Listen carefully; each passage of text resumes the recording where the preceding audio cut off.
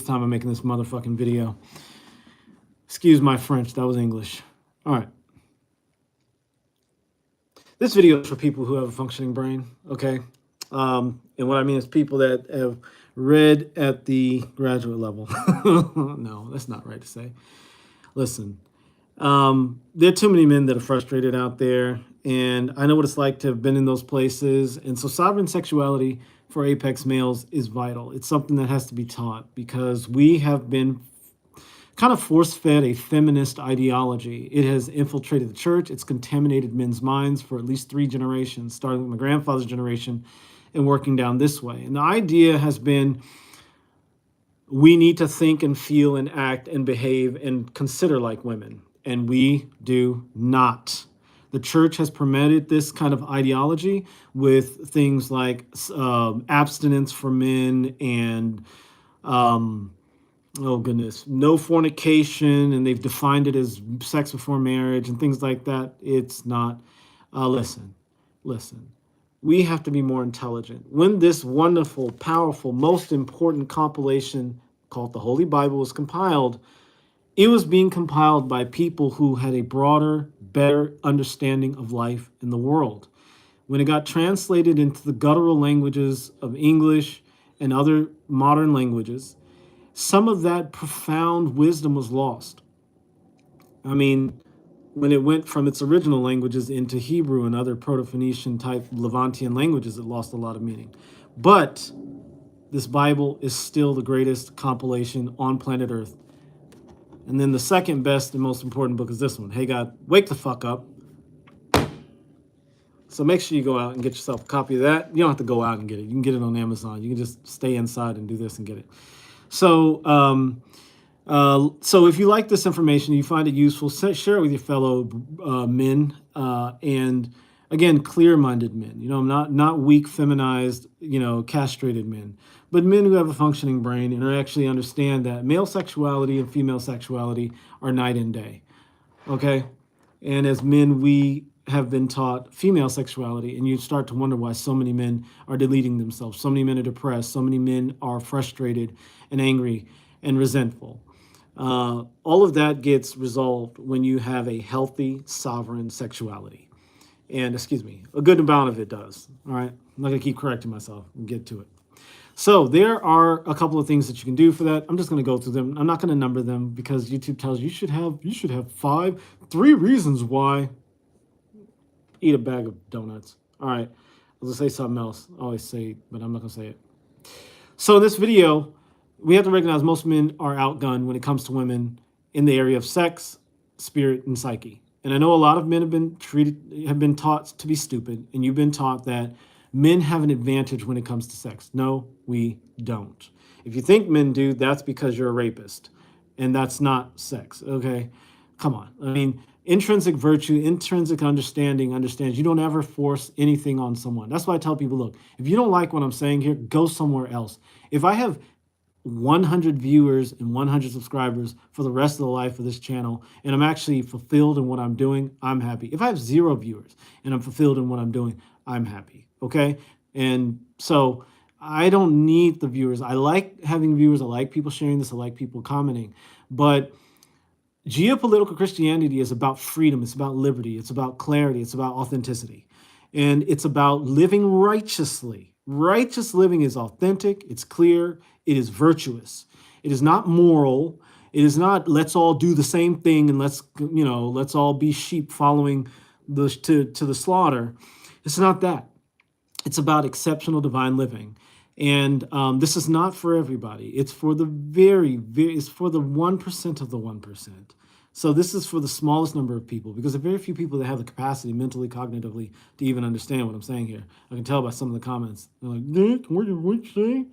So I'm like, should I dumb down what I'm saying and like make it so that everybody can understand it? And I can, but I don't want to.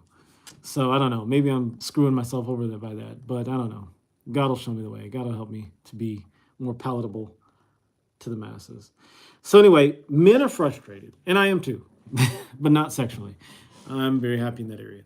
Men are frustrated, and It's because we've been taught to hate ourselves. We've been taught that having an affair is wrong and having a mistress is wrong and going to a harlot is wrong.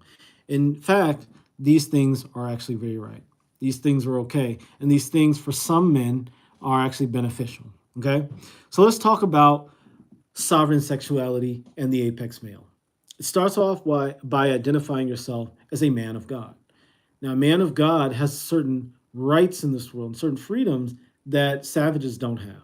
Men of God have a clarity and a perspective of the world that's based on an intrinsic sense of virtue, a clarity around natural order and objective morality.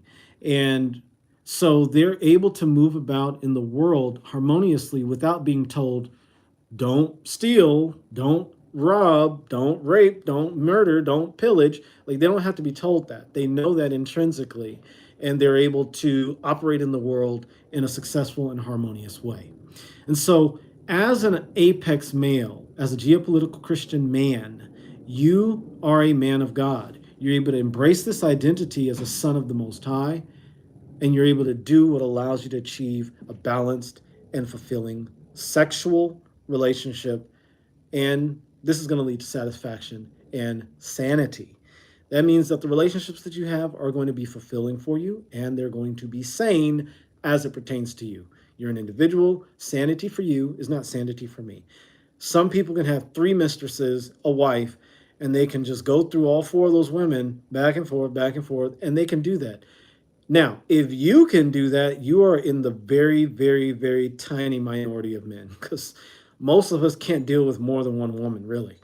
And so if you are with an exceptional woman and you have helped to cultivate her into that exceptional woman by being an exceptional man, then you probably are good with one woman. Let's just be honest. And maybe an occasional harlot from time to time, a righteous harlot from time to time. There's nothing wrong with that. But we have to identify ourselves as apex men and as geopolitical Christian men, as children of the Most High, sons of the Most High. The other thing that I think a lot of men are missing out on is understanding that a healthy sexual union is holistic, it's authentic, and it's unique to you. So, your sexual unions can't be curtailed or shaped based on what the church says. And it takes time to rid yourself of the psyop that's been performed on men. There's this satanic agency that is in its death throes right now. That's why we're going into a golden age. It's in its death throes. And this satanic agency is doing its very damnedest, its very best to try and destroy humanity. It has been working overtime for the last 80, 100 years, somewhere in there. I mean, it's been like giving everything it's got.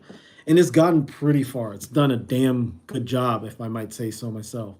But it's going to lose. It's going to fail. And everything that's associated with it will die away with it. And that means the moralists, the satanic Christians, which is the vast majority of Christians, all of that's going to be cleansed away from the human experience, from this part of the simulation. And so this video is your lucky day, because you get the opportunity to recognize that, oh, wait a second, I have been infected with this mind virus that tells me that the things that I desire in my heart are too big for God to fulfill harmoniously. So I need to get rid of those desires and live a less than optimal life. And so that's what I'm trying to tell you here. I'm trying to tell, the people that can hear, let him that hath ears, let him hear, is that sexual unions are a part of God's divine plan. Unions. Look, you may go through 5 or 6 sexual unions or relationships before you find your empress, your apex female that'll help you build an empire. And through those relationships, you're going to learn and grow and all of that. Are you a fornicator because you had sex with 5 different women before you found the one that's worthy of your loyalty? No, you're not a fornicator. You're just a smart man with a good functioning brain. You may have felt some guilt about it, which, takes away from your intelligence, but that's all of us. I have felt that. We all felt that. But, guilt and shame does take away from intelligence. But sexual unions are part of God's divine plan. And when you understand that, you're able to enhance your mental, emotional, physical, and spiritual well-being by finding sexual unions that feel meaningful and joyful and pleasant for you. So that could be, look, had a great relationship with this woman, married her, and then the sex died after 2 years because she revealed after a year and a half that she had some trauma from childhood that never came up until we were sexually engaged. Okay, now you could always divorce her for that and then let her go and get therapy, and maybe you guys will meet up later on in life. I always highly recommend that if you're an apex male, stay away from women that have sexual trauma, because that's gonna filter into the bedroom, and it's actually gonna pass on to your children. So try and not have that. Okay, sexual trauma with women is much deeper because that's their realm of dominance. It's like a man with financial trauma. A man who grew up super duper poor and has always been poor, and for a woman to marry him is putting herself at risk. So um, that's one of the things that we have to take into consideration. So having a wife like that reveals, okay, 2 years into the marriage, a year and a half, I've had sexual trauma. I'm not having sex with you anymore until I figure this out. If you don't have kids, the best thing to do is say, you know what, yeah, I really respect that, and I love you, and I wish the best for you. I'm going to pray for you. Here are the divorce papers, and then move on with your life. If you don't have kids. If you have kids, that's a different conversation. If you have children, having a discreet harlot is probably a really good idea. And it's got to be a righteous harlot, a harlot that understands the value of family and won't come in and try and put herself in the place of a wife.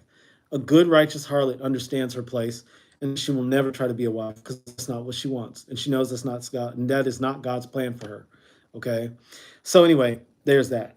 The third thing that you got to think about is enriching the harmonious interactions. I hate these AI titles. I wrote all this stuff and had it edited by AI, and it's fucking shit.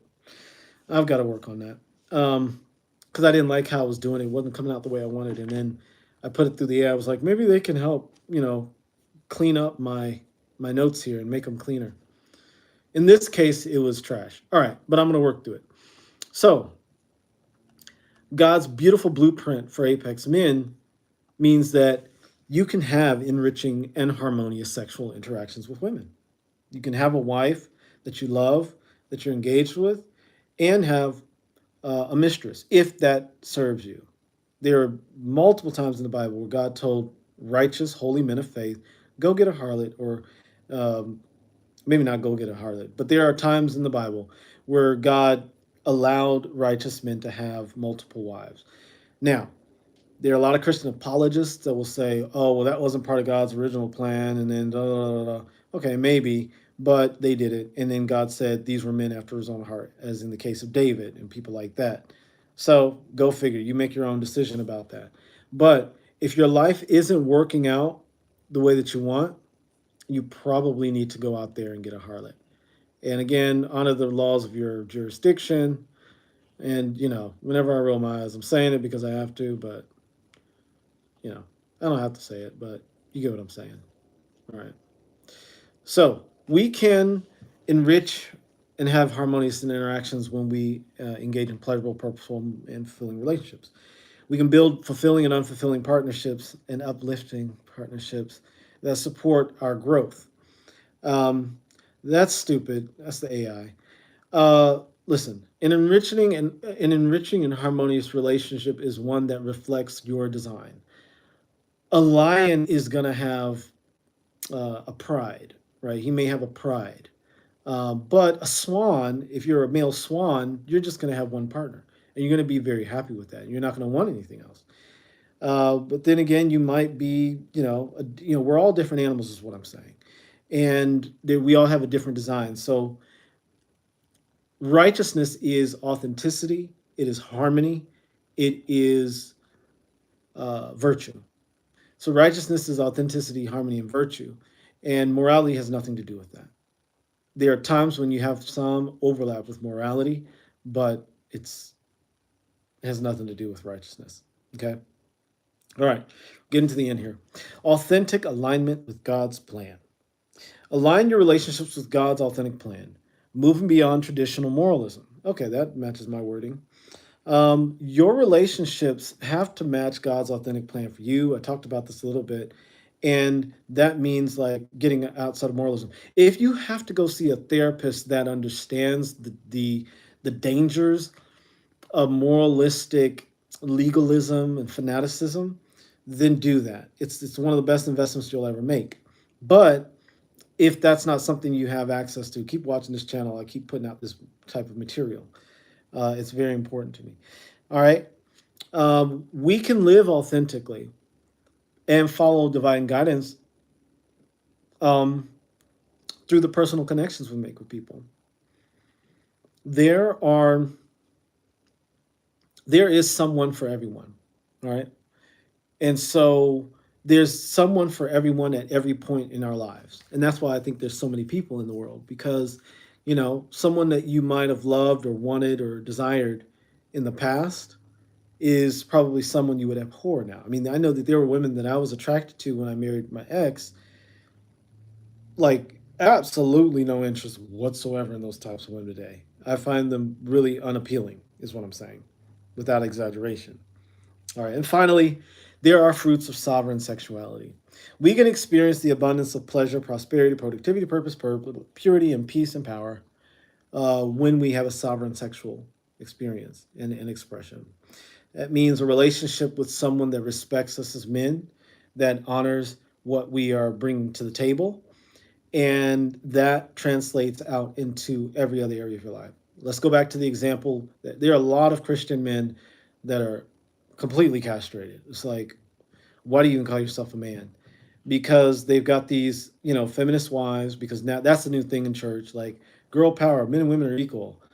I mean, well, it's going away because we've had a change in politics. So, women have been pushed, and women have been the ones that have pushed back against feminism in the church. It's like not enough men pushed back against. They had to wait for the women to say something, and then the women did it. But women have pushed back against the feminism in the church. Thank God for women, real women, and that's come to change. But let's say that your wife bought into that cancer, and she's like, "Oh, I have all this trauma, and you get to sleep on the couch for the rest of the marriage, and but you need to still provide and do all the things that a man's supposed to do." Okay, if you don't have kids, you already know what to do. Sign those papers. Make sure you get a good lawyer, so you don't have to pay a bunch of alimony or whatever, and then move on with your life. Like it's just it's not brain science. It's not was it rocket science? Okay, just saw a short mentioning Jesus racist. Do you think Jesus is really racist? So why? No, I don't think Jesus was racist, and that doesn't have anything to do with this conversation. Drop a like, and I'll tell you why. All right. So yeah, you got this wife, and she is not putting out. And when I see it, like, I'll tell you why I don't think Jesus is racist.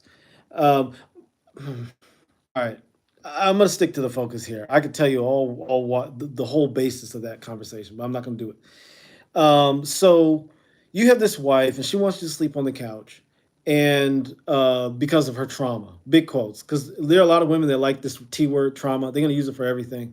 I say I had trauma. Some guy called me fat when I was 12, and I was developing, and so I have trauma. And then there's guys that got hit in the head with a sledgehammer and can't see out of their left side of their face, and they won't call that trauma. So like, what's trauma? But anyway, so your wife has trauma, and she wants to sleep on the couch, but still wants you to do all these things. And then I'm gonna read this. God loves you, bro. I'll see you later. All right, Andre Spears. Thanks for jumping in. God bless you, man. Yeah, I put a reason for that, but if you've got to watch the whole video, and you'll see why. Some people might call her Jesus racist, but I'm trying to stick on topic here. But thanks for joining, and Andre Spears. God bless you, man. God bless you. All right, uh, so this woman is like, "Oh, I've got all this trauma, and you need to sleep on the couch, and you have kids." That's where you apply the harlot. You go find a harlot, a woman that respects your family structure, doesn't want to mess that up, will stay the hell out of it, understands her place, and is able to provide you with the outlet that you need. Okay. The key here is finding a woman that can do that. In the modern age, it's very hard. You may have to go to another country. And if you can do that, smart men do that. I know of multiple smart men who did that. They just went to the Philippines or Colombia or some other country, and they found a beautiful, attractive young woman to fulfill their needs, and they made sure she was good. She had the money she needed. She had the support she needed, and they still provided for their family. Did that for 30 or 40 years. And guess what? Back in the Philippines, Colombia, wherever else this woman was, she had a wonderful, wealthy life, and she had what she needed. She may have even gave him a couple of kids in the process. But that maintained the harmony of that home, and it lended to a better life for those children. The kids didn't know, kids didn't care. Dad was home, dad was providing, and mom could go ahead and play her feminist games and, eventually drink herself into an early grave. So that's that. So the fruits of sovereign sexuality are pleasure, prosperity, productivity, purpose, purity, peace, power. Cultivate a life that's rich with these rewards, and you'll get a sovereign sexuality in every circumstance. All right, let me just read the conclusion here. I think I edited this thing because I'm going to go on to the next video. I've been beating the shit out of this video. I've been trying to get it to go to the place I want it to go, and it's going to be what it is, and I don't give a flat fuck anymore. I'm tired. I'm done with it. All right, I'm done with it. All right, so embrace your journey towards sovereign sexuality and unlock the abundant life God has designed for you. I know I seem really positive right now. Subscribe for more insights in personal empowerment, spiritual growth. Fuck you, AI. Let's grow together as apex males living together abundantly, authentically in God's purpose. I mean, I believe that, and I probably even edited that to that point. But that's all I have to say about this. No, Jesus wasn't racist. But if he was alive today and said the things he said back then, people would call him racist. Racism doesn't exist. That's all I got to fucking say about that.